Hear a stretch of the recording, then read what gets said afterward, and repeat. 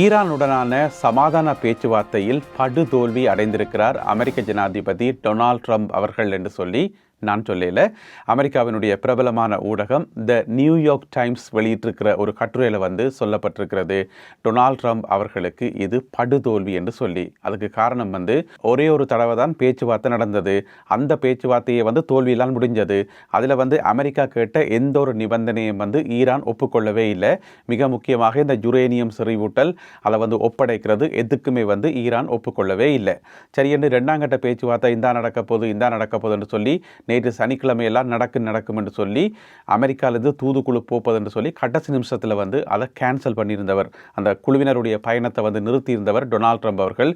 நிறுத்தி போட்டு ஒரு வசனம் சொல்லியிருந்தவர் என்னென்னு சொன்னால், இது சும்மா தேவையில்லாத செலவு, சும்மா அடிக்கடி பாகிஸ்தானுக்கு போயிட்டு வர்றது வீண் செலவு என்று சொல்லி. இது யாராவது நம்புவினமா? ஏன் அமெரிக்காட்ட காசு இல்லையா? அவ்வளோ இன்னும் காசு இல்லாமல் கஷ்டத்தில் பஞ்சத்தில் அடிபட்டிருக்கு அமெரிக்கா இல்லை தானே இருக்கிற பாகிஸ்தானுக்கு போயிட்டு வரத்துக்கு. எனவே அந்த கருத்து எதை குறிக்குதுன்னு சொன்னால், அவரால் பேச்சுவார்த்தைக்கு போக முடியலை, பேச்சுவார்த்தையை கொண்டு நடத்த முடியலை என்றதை இது காட்டுது. இதன் மூலம் ஈரான் மறுபடியும் வெற்றி அடைந்திருக்கிறது, தன்னுடைய கொள்கையில் உறுதியாக நின்று வெற்றி அடைந்திருக்கிறது ஈரான் என்று சொல்லி. எனவே நேற்று பேச்சுவார்த்தை இல்லை. அது மட்டும் இல்லாமல் இனி எப்போ பேச்சுவார்த்தை நடக்கும் என்று சொல்லி யாருக்குமே தெரியாது. டொனால்ட் ட்ரம்ப் அவர்கள் சொல்லி வச்சிருக்கிறார், அவர் வழக்கம் போல ஈரானை குறைச்சி மதிப்பிட்டு ஈரானில் பேச்சுவார்த்தை நடத்துறதுக்கு தலைவர்களே கிடையாது, தீர்மானம் எடுக்கிறதுக்கு தலைவர்களே கிடையாது, இனி அவர்களுக்கு எப்போ பேச்சுவார்த்தை நடக்கணும் என்று சொல்லி அவர்களுக்கு தோணுதோ அப்போ பேச்சுவார்த்தை நடத்தலாம், எனக்கு கால் பண்ணால் ஓகே என்று சொல்லி போட்டு விட்டுட்டார் என்று சொல்லி தன்னுடைய ட்ரூத் சோஷியல் எழுதி போட்டு அந்த கதையை அப்படியே இழுத்து மூடிட்டார். எனவே இரண்டாம் கட்ட பேச்சுவார்த்தை நேற்று நடைபெறவில்லை. இனி எப்போ நடக்கும் என்று சொல்லி யாருக்குமே தெரியாது. இதனுடைய அர்த்தம் என்னென்னு சொன்னால், இனி இந்த அணு விஷயத்தில், யுரேனியத்தை செறிவூட்டுற விஷயத்தில் அல்லது அணுகுண்டே தயாரிக்கிற விஷயத்தில் ஈரானுக்கு சுதந்திரம் வழங்கப்பட்டிருக்கிறது. ஈரான் இனி தன்னுடைய இஷ்டப்படி என்ன வேண்டுமென்றாலும் செய்யலாம், அணுகுண்டு தயாரிக்கலாம், செறிவூட்டலாம், என்னவும் செய்யலாம், ஏவுகணைகள் தயாரிக்கலாம். அந்த ஒரு நிலைமை இப்போ வந்திருக்குது. இது ஈரானுக்கு கிடைத்த ஒரு மாபெரும் வெற்றி என்றும் ட்ரம்புக்கு கிடைத்த ஒரு தோல்வி என்று சொல்லியும் நியூயார்க் டைம்ஸ் சுட்டிக்காட்டி இருக்கிறது. இதுக்கு இன்னும் ஒரு முக்கியமான காரணம் ஒன்றும் இருக்குது. ஒரு பழைய சம்பவம் உண்டு, 8 வருஷத்துக்கு முதல் நடந்த ஒரு பழைய சம்பவத்தை நாங்கள் ஒரு நினைவூட்டி பார்த்தோம் சொன்னால், ட்ரம்ப் எந்த அளவுக்கு தோல்வி அடைந்திருக்கிறார், எந்த அளவுக்கு தேர இழுத்து தெருவில் கொண்டு விட்டுருக்கிறார் என்றது எங்களுக்கு தெளிவாக விளங்கும். என்னென்னு சொன்னால், ஒபாமா அமெரிக்காவினுடைய ஜனாதிபதியாக இருக்கக்குள்ள ஒபாமா நிர்வாகத்துக்கும் ஈரானுக்கும் இடையில் ஒரு ஒப்பந்தம் ஒன்று போடப்பட்டது தானே. அந்த ஒப்பந்தத்தினுடைய பேர் JCPOA என்று சொல்றது, JCPOA என்று சொல்லி, அதாவது joint comprehensive plan of action, joint comprehensive plan of action என்ற பெயரில் அழைக்கப்படுற அந்த ஒப்பந்தம் 11 வருடங்களுக்கு முதல் போடப்பட்டது. 2015ஆம் ஆண்டு ஜூலை மாதம் 14ஆம் தேதி போடப்பட்டது. அந்த ஒப்பந்தம் அதாவது ஆஸ்திரியாவினுடைய தலைநகர் வியன்னா இருக்குது தானே, அந்த வியன்னாவில் வச்சு அந்த வரலாற்று சிறப்பு மிக்க ஒப்பந்தம் போடப்பட்டது. இப்படியான ஒரு ஒப்பந்தத்துக்கு ஈரானை கொண்டு வரத்துக்கே அமெரிக்கா படாத பாடுபட வேண்டியிருந்தது. கிட்டத்தட்ட 2 வருடங்களாக பேச்சுவார்த்தை நடத்தி திரும்ப காய்ச்சி தான் கடைசியாக 2 வருடங்கள் கழிச்சு தான் அந்த ஒப்பந்தம் போடப்பட்டது. அது ஒரு வரலாற்று சிறப்பு மிக்க ஒப்பந்தம், மிக முக்கியமான ஒப்பந்தம் என்று சொல்லப்பட்டது. உண்மையும் கூட. ஏன்னு சொன்னால் அதுக்குள்ள கணக்க விஷயங்கள் இருக்குது. அதில் ஈரானுக்கும் நன்மை இருக்குது, அமெரிக்காவுக்கும் நன்மை இருக்குது. என்னென்னு சொன்னால், அந்த ஒப்பந்தத்தினுடைய பிரதானமான விஷயம், ஈரான் தன்னிட்ட இருந்த 98% கொஞ்ச நஞ்சம் இல்லை 98% யுரேனியத்தை வெளியில் ஒப்படைக்கணும், அவர்கள் வச்சிருக்க முடியான்னு சொல்லி அதுக்கு ஈரான் ஒப்புக்கொண்டது. யார்கிட்ட கொடுக்கணும் தெரியுமா? அமெரிக்கா தன்னிடத்தில் சொல்லி கேட்கல, ஒபாமா நிர்வாகம் தங்களிடத்தில் சொல்லி அதை கேட்கல, எங்கள்கிட்ட தர வேண்டாம், நீங்கள் ரஷ்யாட்ட கொடுங்க. ரஷ்யா உங்களுக்கும் பொதுவான நாடு, எங்களுக்கும் பொதுவான நாடு, அதோட உங்களுக்கு பக்கத்தில் இருக்கிற நாடு, எனவே நீங்கள் ரஷ்யாட்ட கொடுத்து வைங்கோ, மிச்சத்தை நாங்கள் பார்க்குறோம்னு சொல்லி அமெரிக்காவும் ஒப்புக்கொண்டு ஈரானும் ஒப்புக்கொண்டு 98% யுரேனியத்தை உண்மையிலேயே ஈரான் ஒப்படைச்சது. 2015ஆம் ஆண்டு டிசம்பர் மாதம் 28ஆம் தேதி ஈரானில் புஷர் என்று சொல்லி ஒரு மாநிலம் இருக்குத்தானே, ஒரு நகரம் இருக்குத்தானே, அங்கே இருந்து கப்பலில் ஏற்றப்பட்டு கஸ்பியன் கடல் வாயிலாக எடுத்து செல்லப்பட்டு ரஷ்யாவுக்கு கொண்டு போய் சேர்க்கப்பட்டது இந்த 11,300 கிலோகிராம் யுரேனியம். அதை ஈரான் ஒப்படைச்சது, எங்களுக்கு வேண்டாமப்பா, நாங்கள் அணுகுண்டும் தயாரிக்கல, ஒன்றும் தயாரிக்கலன்னு சொல்லி. அதுக்கு முதல் அந்த 11,300 கிலோகிராம் எடையுள்ள யுரேனியம் இருக்குத்தானே, அதை வந்து 20% வரைக்கும் செறிவூட்டி வச்சிருந்தது ஈரான். எனவே 20% வரைக்கும் செறிவூட்டுன்றதே ஒரு ஆபத்தான கட்டம் தான், அது தேவையே இல்லை. ஏன்னு சொன்னால் மின்சார உற்பத்திக்கும் மற்ற தேவைகளுக்கும் வந்து ஒரு 3.5 3.6% அவ்வளோத்துக்கு செறிவூட்டினா காணுமே தவிர 20% தேவையே இல்லை.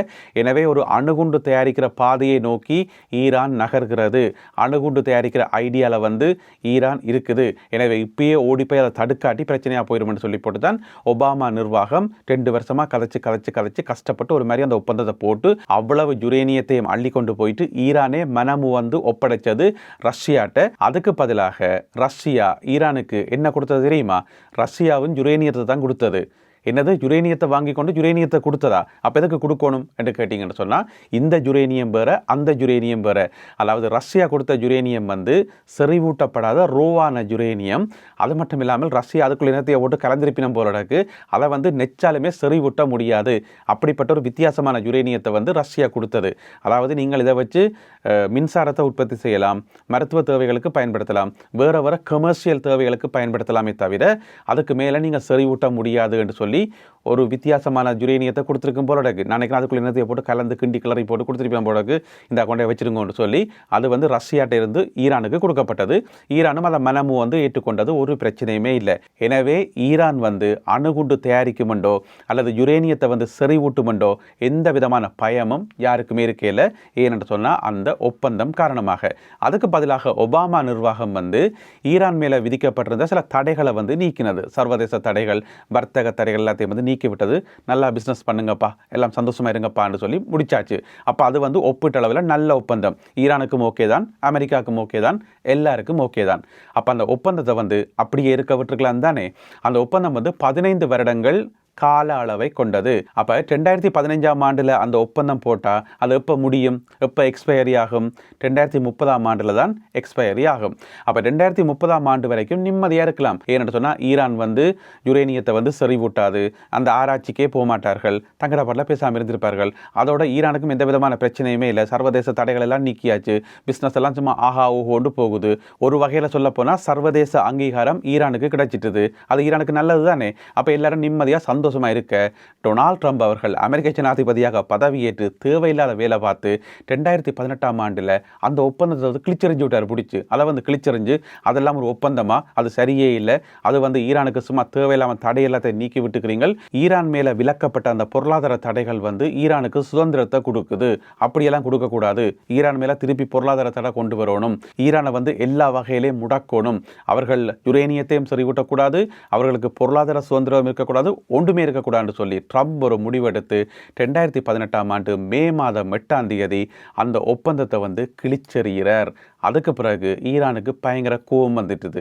ஓஹோ அப்படியா சங்கதி, நாங்கள் வந்து யுரேனியத்தை செறிவூட்டக்கூடாது, நாங்கள் வந்து இன்டர்நேஷனல் பிஸ்னஸ் ஒன்றும் செய்யக்கூடாது, இப்படியே இருக்கணும், அதுதானே உங்களுக்கு செய்கிற வேலையண்டி போட்டு அதுக்கு பிறகு எங்கேயோ இருந்து யுரேனியத்தை எல்லாத்தையும் கொண்டு வந்து, நான் நினைக்கிறேன் அதை ஒழிச்சு வச்சிருந்து இப்போ நம்மளுக்கு நைஸாக எங்கேயோ இருந்து எடுத்துக்கொண்டு வந்து திருப்பி யுரேனியத்தை வந்து செறிவூட்டுறதுக்கான நிலையங்கள் எல்லாத்தையும் வந்து புதுப்பிச்சு எல்லாம் மூடி கிடந்த எல்லாத்தையும் ஓப்பன் பண்ணி எல்லாம் தெளிச்சு எல்லாம் தூசெல்லாம் தட்டி போட்டு திருப்பி யுரேனியத்தை வந்து செறிவூட்ட ஆரம்பித்து செறிவூட்டி கடைசியாக வந்து டொனால்ட் ட்ரம்ப் அவர்களுடைய முதலாவது டேர்ம் இருக்கு தானே, முதலாவது பதவிக்காலம், அது வந்து முடிகிற காலத்தில், அதாவது 2021ஆம் ஆண்டு நெருங்கைக்குள்ளே வந்து 20% யுரேனியத்தை வந்து செறிவூட்டிட்டுது ஈரான்.